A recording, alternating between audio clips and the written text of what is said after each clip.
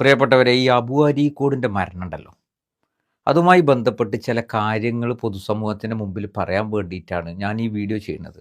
നിങ്ങൾക്കിത് കേട്ടിട്ട് ഇതിങ്ങനെ തന്നെയാണ് സംഭവിക്കേണ്ടത്, ഇതിനെതിരെ ശക്തമായ രീതിയിലുള്ള അന്വേഷണം വേണമെന്ന് നിങ്ങളെ മനസ്സിന് തോന്നുകയാണെങ്കിൽ നിങ്ങൾ ഈ വീഡിയോ ഒന്ന് ഷെയർ ചെയ്ത് കാണണമെന്ന് ആമുഖമായി ഉണർത്തുകയാണ്.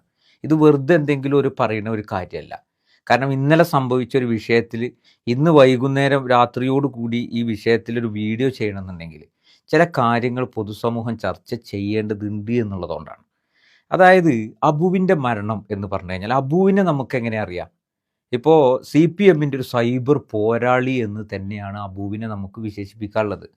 അദ്ദേഹത്തിൻ്റെ ആശയത്തിൽ നിന്നുകൊണ്ട് തൻ്റെ പ്രസ്ഥാനവുമായി ബന്ധപ്പെട്ട ആശയങ്ങളെ പൊതുസമൂഹത്തിൻ്റെ മുമ്പിൽ പറയുകയാണ് ചെയ്തിട്ടുള്ളത്. മാത്രമല്ല CPMൻ്റെ വേദികളിൽ പ്രാസംഗികനായി മുന്നോട്ട് പോയ, സോഷ്യൽ മീഡിയയിൽ ഏറെക്കുറെ ആളുകൾക്കൊക്കെ പരിചയമുള്ള അബു അരീക്കോടിന് ഇങ്ങനെ ഒരു ആത്മഹത്യയിലൂടെ അദ്ദേഹത്തിൻ്റെ ജീവൻ നഷ്ടപ്പെടുമ്പോൾ അതിൻ്റെ പിന്നാമ്പുറത്ത് വലിയ ശക്തികളുണ്ടെങ്കിൽ അതറിയേണ്ട ബാധ്യത ആർക്കുണ്ട്?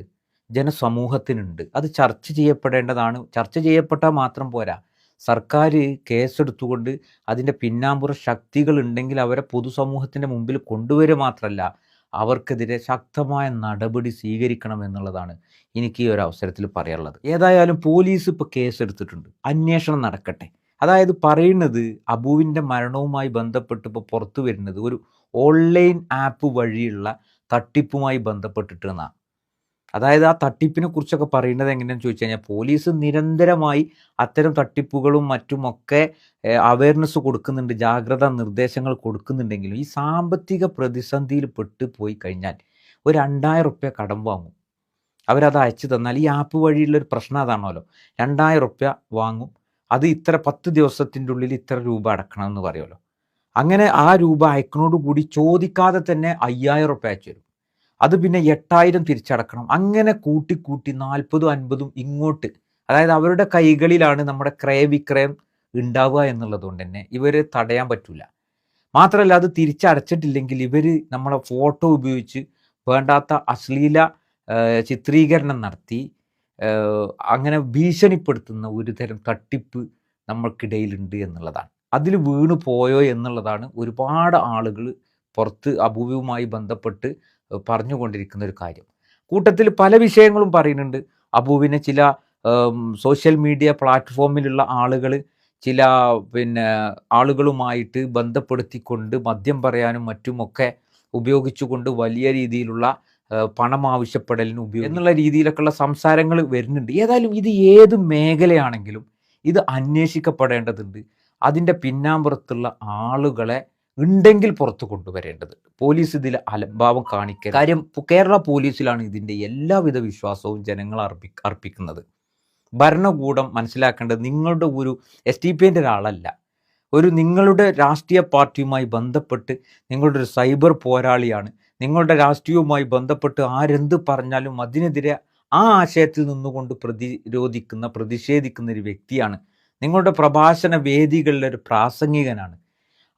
അയാൾക്ക് ഇത്തരം സംഭവങ്ങൾ നിങ്ങളുടെ ഭരണത്തിൽ ഇങ്ങനെ ഒരു തട്ടിപ്പുമായി ബന്ധപ്പെട്ട് ഇങ്ങനെ പ്രയാസകരമായ ഒരവസ്ഥ വന്നിട്ടുണ്ടെങ്കിൽ അതിൻ്റെ പിന്നാമ്പുറത്തെ ശക്തികളെ സമൂഹത്തിൻ്റെ മുമ്പിൽ കൊണ്ടുവരുന്നതിലൂടെ ഇനിയും അബുമാരുടെ ജീവൻ നഷ്ടപ്പെടാതിരിക്കട്ടെ, പുറത്തു വരട്ടെ, സത്യം തുറന്നു പറയട്ടെ.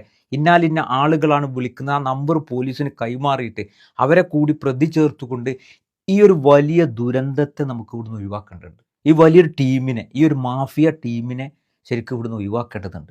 മാത്രമല്ല, അബുവിൻ്റെ മരണവുമായി ബന്ധപ്പെട്ട് ഇപ്പോൾ ധാരാളം വീഡിയോകൾ ഇങ്ങനെ സൈബർ ഇടങ്ങളിൽ നിന്ന് പ്രചരിച്ചു കൊണ്ടിരിക്കുന്നുണ്ട്. അതിൽ മറ്റു രാഷ്ട്രീയ പാർട്ടികളുമായി ബന്ധപ്പെട്ട് അദ്ദേഹത്തിൻ്റെ ആശയത്തിൽ നിന്നുകൊണ്ട് പറഞ്ഞ കാര്യങ്ങളാണ് ഇപ്പോൾ പ്രചരിച്ചു കൊണ്ടിരിക്കുന്നത്. അപ്പോൾ പല ആളുകാരും വിളിച്ചിട്ട് പറയുകയാണ്, ഇപ്പം അങ്ങനെ പറയുമ്പോൾ ഒരിടങ്ങേറില്ലേ എന്നൊക്കെ ചോദിക്കുന്നുണ്ട്.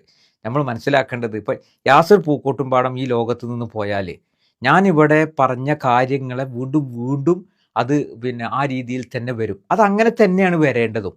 അതിലൊരു തർക്കം നിങ്ങൾക്ക് വേണ്ട. കാരണം ഒരാളുടെ ആശയത്തിൽ നിന്നുകൊണ്ട് ഈ സമൂഹത്തിൻ്റെ മുമ്പിൽ അദ്ദേഹം എന്ത് പറഞ്ഞോ ആ പറഞ്ഞതുമായി ബന്ധപ്പെട്ടുള്ള കാര്യങ്ങൾ തന്നെയാണ് വരിക. അതിന് നമ്മൾ ബേജാറായിട്ട് യാതൊരുവിധ കാര്യമില്ല.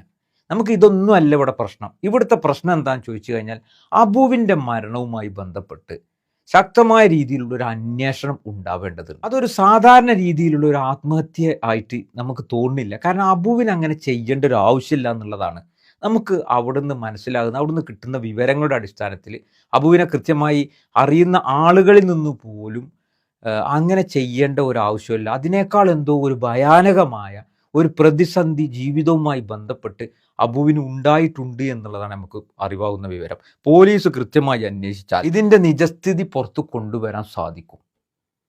അതുകൊണ്ട് ഇതൊരു ആവശ്യമായിട്ട്, ഇത് ജനങ്ങളുടെ ഒരു ആവശ്യമായിട്ട് നിങ്ങൾക്കിത് തോന്നുന്നുണ്ട് എങ്കിൽ, അതല്ല നിങ്ങൾക്ക് തോന്നുകയാണ് അബു അങ്ങനെയൊന്നുമല്ല, അബു അങ്ങനെ തന്നെ ആത്മഹത്യ ചെയ്യേണ്ട ഒരാളാണ് എന്ന് തോന്നുകയാണെങ്കിൽ നിങ്ങൾ ഷെയർ ചെയ്യേണ്ട.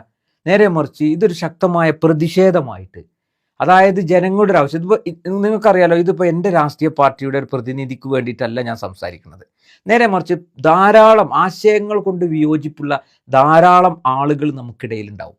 ദിനം പ്രതി കണ്ടുകൊണ്ടിരിക്കുന്ന ആൾക്കാരുണ്ടാവും, രാഷ്ട്രീയപരമായിട്ട് എതിർപ്പുള്ള ആളുകളുണ്ടാവും. നേരെ മറിച്ച് എല്ലാവരും മനുഷ്യരാണ്. ഈ ലോകത്ത് നമ്മളെപ്പോലെ ജീവിക്കുന്ന ആളുകൾ വ്യത്യസ്ത കാഴ്ചപ്പാടുള്ള ആൾക്കാരെന്നുള്ളൂ. ആ നിലക്ക് നോക്കിങ്ങാണ്ട് ഇങ്ങനെ ഒരു പ്രതിസന്ധി ഉണ്ടാക്കുന്ന തരത്തിലൊരു മാഫിയ ഇവിടെ പ്രവർത്തിച്ചിട്ട് അതിൻ്റെ പിടിമുറുക്കത്തിൽ അബുവിന് ഇങ്ങനെ സംഭവിച്ചിട്ടുണ്ടെങ്കിൽ ആ മാഫിയനെ നിലക്ക് നിർത്തേണ്ടതും നിയമത്തിൻ്റെ മുമ്പിൽ കൊണ്ടുവരേണ്ടതും നമ്മളെ ഉത്തരവാദിത്തമാണ്. അപ്പോൾ ആ വിഷയത്തിൽ, അബുവിൻ്റെ മരണവുമായി ബന്ധപ്പെട്ട വിഷയത്തിൽ കേരള പോലീസ് ശക്തമായ അന്വേഷണം നടക്കട്ടെ. അതിൻ്റെ പിന്നാമ്പുറത്ത് ആരാണോ ഉള്ളത്, ഏത് നിലക്കാണോ ആളുകൾ ഇതിൽ ഇൻവോൾവ് ആയിട്ടുള്ളത്, അവരെ നിയമത്തിന് മുമ്പിൽ കൊണ്ടുവന്നുകൊണ്ട്, സമൂഹത്തിൻ്റെ മുമ്പിൽ കൊണ്ടുവന്ന് കാണാനും നിയമ നടപടിക്ക് വിധേയമാക്കാനും സാധിക്കണം. ശക്തമായ ഒരു ആവശ്യമായി ഉന്നയിച്ചുകൊണ്ട് ഈ ഒരു വിഷയത്തിൽ ശക്തമായ ഫോളോ അപ്പ് ഉണ്ടാവുമെന്നും അറിയിച്ചുകൊണ്ട് നിർത്തുന്നു. നന്ദി.